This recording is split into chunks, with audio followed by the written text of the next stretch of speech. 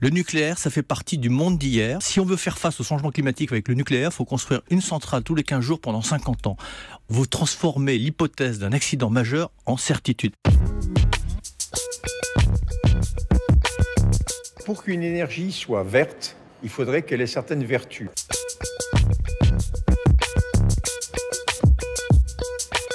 C'est une énergie qui n'aurait pas d'impact sur l'environnement, qui n'épuiserait pas les ressources de la planète et qui n'aurait pas de risque important pour la santé, les gens.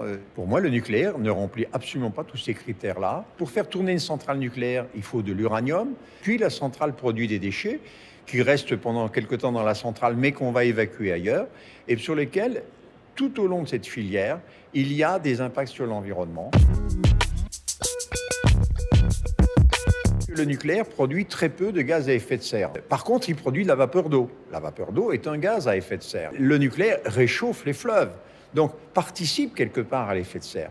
Mais évidemment, en beaucoup moins que le pétrole, beaucoup moins que le gaz, le charbon.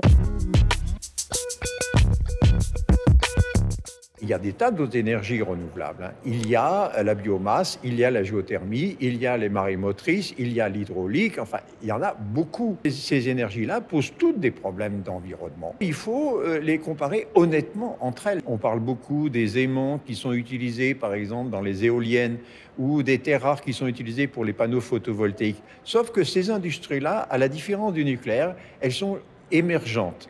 Et les progrès, on sait qu'ils sont réalisables. Dans un délai court, on pourra faire de l'éolien ou du photovoltaïque sans épuiser certains matériaux rares de notre planète.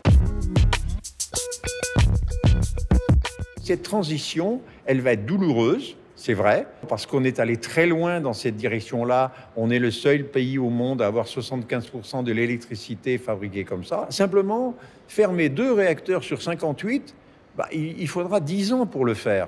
Alors, notre transition, elle n'est pas sur la bonne route, alors qu'on a des exemples de pays voisins chez qui ça se passe plutôt bien. Ce qu'on appelle le nouveau nucléaire n'est pas du tout du nouveau. L'EPR, c'est un réacteur des années 70, ce n'est pas un réacteur d'aujourd'hui. Certes, avec des améliorations qu'on a imaginées, il sera peut-être plus sûr, j'en suis pas certain.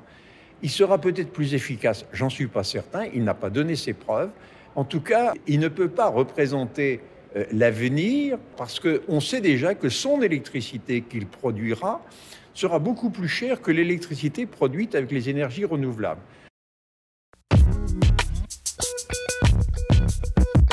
Les catastrophes nucléaires sont rares, heureusement, mais leurs impacts sur la santé, sur l'environnement, elles sont énormes. Tous les morts différés de ces catastrophes nucléaires, ce sont des morts anonymes.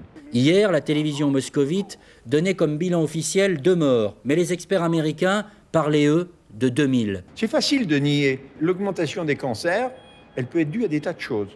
Mais la radioactivité en est une cause, obligatoirement. Aujourd'hui, elle est en train de perdre complètement son crédit à l'étranger. On ne vend plus de réacteurs. On ne sait plus en fabriquer, on n'assure plus la maintenance correctement, il y a tout un tas de choses qui ne vont pas. On a perdu la main sur ce circuit-là.